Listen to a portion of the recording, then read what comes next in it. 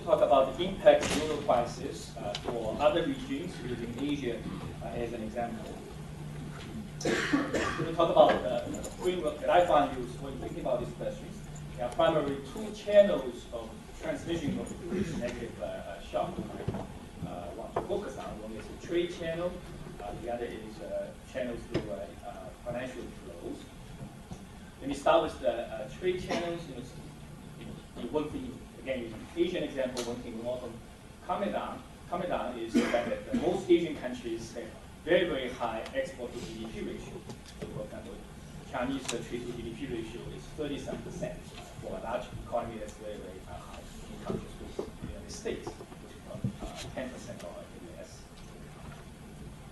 Trade openness is higher for East Asian than for South Asian, so there's some differentiation within the region. The first point I want to make is that this raw trade openness number could be very misleading because in judging how dependent a country is on foreign markets, that's because most countries nowadays are participants of global production chains. So you want to think about the dependence of the economy on external market. What you really need to look at is the ratio is domestic content in the country's export to GDP. And to figure out how to compute domestic content in countries' exports, take into account global production chains, develop a framework with Robert Kuhlman and Zhu Wang. Using that framework, we estimated that, for example, for China, the true trade dependence, economy's dependence on trade, or domestic content in share of GDP is roughly 50%. So, iPad is an extreme example of this. China is the world's largest exporter of iPad. Most things that start with I comes from Chengdu, China, central China. But the Chinese value added in the exports is very, very small, 10% or less. For the country, for the all the exports as a whole, that's the ratio is about 15%. So let's do a forward experiment. Suppose Chinese export to Europe is reduced by 50% due to the crisis. It's probably more dramatic than you actually will get. And this, so what would this do to Chinese growth? Well, Chinese export to GDP ratio, headline number is about 30%. Take into account domestic content is only slightly over half of this, 18% of GDP.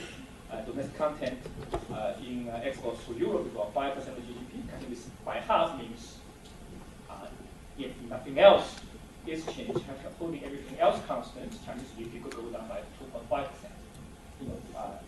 Much smaller than headline number, but still not trivial. Of course, we shouldn't hold other things constant.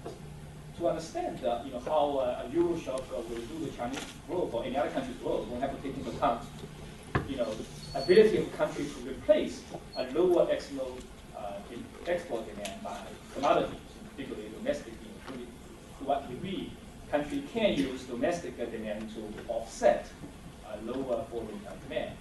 And the answer to that question depends largely on two things. One is how truly dependent the country is on external exports, which is largely determined by country's size, and the other is fiscal capacity. Does the country really have the ability, weapons in its arsenal to offset foreign demand if needed to?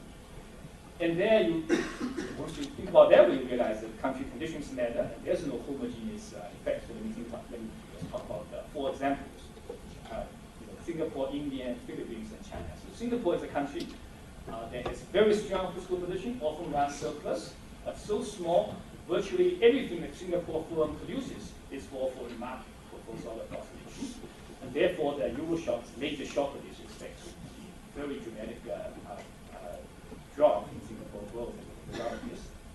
India has the size of a very large continental-sized country. It could offset foreign demand with domestic demand, except for the fact that it has a very weak fiscal position. The Indian government, like the US government, has been running deficit year after year for the last decade or so, which makes it very hard to use policy tools to generate additional domestic demand. Philippines has the advantage of both being small and have weak fiscal positions. So you expect Philippines to be hit very hard by the euro crisis. In comparison, China has the advantage of being very large, so domestic demand is important, and has comparatively healthy fiscal position. A bit less healthy than 2 years ago, but still healthy relative to most other major economies, and therefore it could stronger ability to offset falling demand. This made me think that if euro crisis gets worse, in fact, that trade channel will not translate into dramatically terrible outcome for a country like China, but could be more terrible for other economies. The second channel is financial flows. Most countries in Asia are very open, including China, on that regard. You look at the overall capital flows to GDP ratio is very high for most countries. But there's interesting differentiation there as well. To think about, how would a contraction in Europe, or a worse contraction than what it is now in Europe, would do to emerging markets, it's useful to think about two things. One is total exposure to financial flows, total volume exposure. The other is, very importantly, the structural exposure. What is the structural capital flows? That turned out to be very, very important. Why is it important? So here's a picture of a different type of capital flows going from high-income countries to emerging markets of the last in this century, so the 10 years of the century. This picture is sort of like looking at the contrast between different flows, like presidential candidates trying out. Some are relatively stable and steady. Yeah, foreign direct investment, cold blue. Others are a bit more volatile and optimistic. So portfolio flows bouncing around. Bank loans in particular. So when there's a contraction in either US or Europe, there's a dramatic reversal of international banking flows. The implication of this is those countries that are relatively dependent on borrowing from foreign banks, Korea is an example of this, or portfolio flow tend to be hit harder than those countries that rely relatively more on foreign direct investment, and China is an example of the latter. So again, so country conditions, that's what I just said. Korea has high volume exposure and rely relatively more on foreign bank flows, so they make it particularly vulnerable to the financial channel of foreign contraction. India has medium level exposure, but also rely relatively more on non-FDI flows, which make it also somewhat vulnerable to the further worsening of the euro crisis. China has high total volume exposure, but the structure is such that, partly due to its capital control regime, is that capital flows is overwhelmingly in the form of foreign direct investment, as we see from the previous picture, which make it comparatively less vulnerable to a worsening financial crisis. Just to sum up, a deepening crisis in Europe is not good thing for anyone, certainly not good thing for countries in Asia, but it creates differentiations. So one-line summary will be, perhaps China will emerge relatively stronger than some countries